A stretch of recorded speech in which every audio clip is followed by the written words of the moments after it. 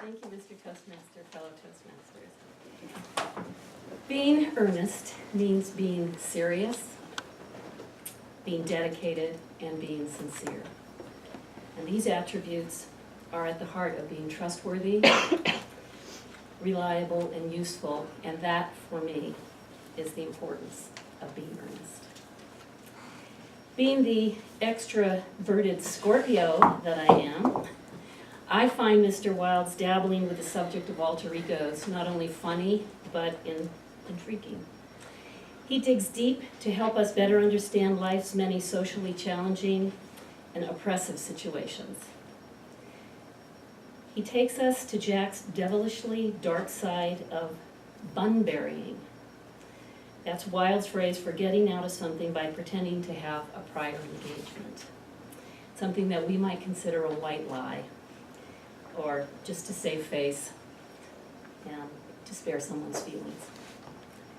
I think we're all a little guilty of bun burying. I know I am, for sure.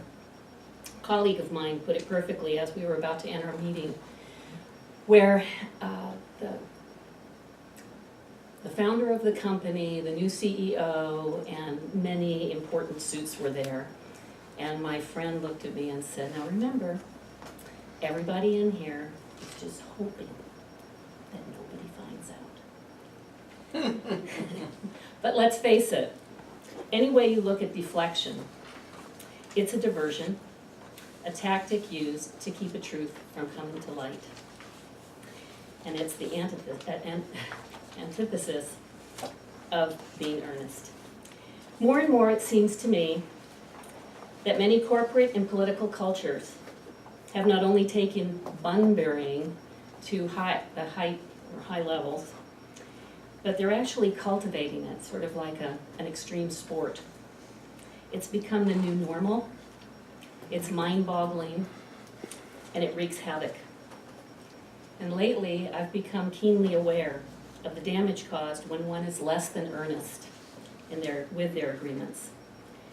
What begins as an innocuous hint of insincerity can grow very quickly into a great divide when what people say differs from what people do.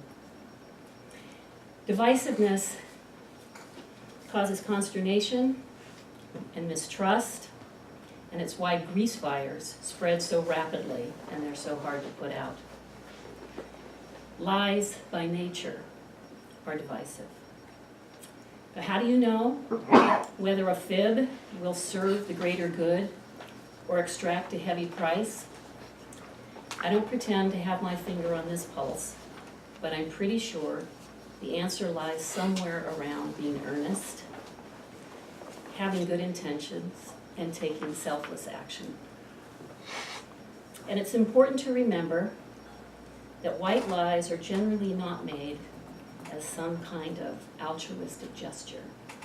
They're usually made to benefit the liar. Liars are not believed even when they speak the truth, and that can be a big problem, whether you're the shepherd boy who cries wolf or a zealot.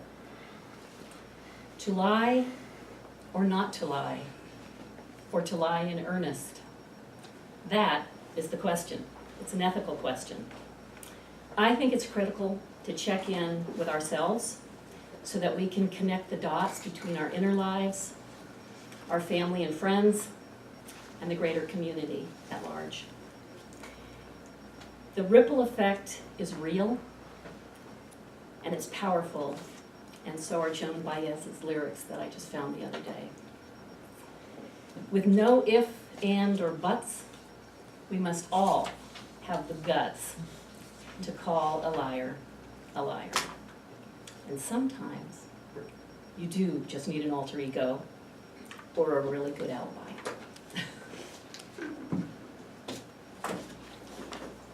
Or a really short speech.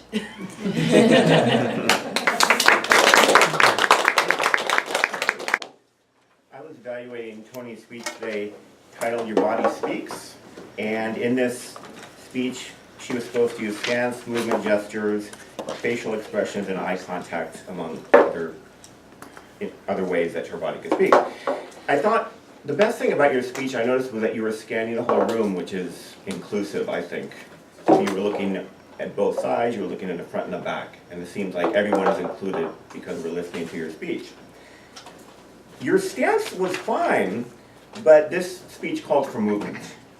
So if you were making any other speech, probably, I would say it's fine being at the lectern. But because you're making a speech specifically where your body's supposed to speak, I would move around a little bit, move side to side, front to back. Nothing too crazy, but just because that was the focus of this speech, I have to mention that.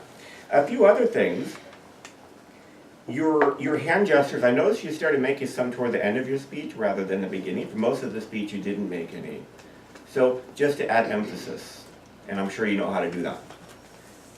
Reliance on notes a little bit too much. I know you mentioned to me that you started to prepare your speech, I guess, today. So maybe that's part of the reason is that because there was a last minute, you didn't have enough time to commit it to memory. But heavy reliance on notes, I had to notice. And an abrupt ending. This is, I think a lot of people do this. We stop speaking, and then we just stop. We don't tie it up. We don't say, well, thank you for your attention, or that concludes my evaluation. We just stop. I would say everyone should have an ending to their speech just as you have the beginning to your speech. And you had very good facial expressions, which I thought was appropriate because the topic of your speech was being earnest. And if you're not earnest giving your speech, how can you give a speech about being earnest? So I thought you did that well. A couple of suggestions. One thing I do is I begin preparing for whatever role I'm doing. If it's a speaking role, like a prepared speech, I start preparing on Monday. And then during the week, you just tweak it. So that by the end of the week, you haven't put in probably any more time necessarily, but you're more familiar with your topic, it's had more time to sink in. So that's what I do, that's what I recommend other people doing.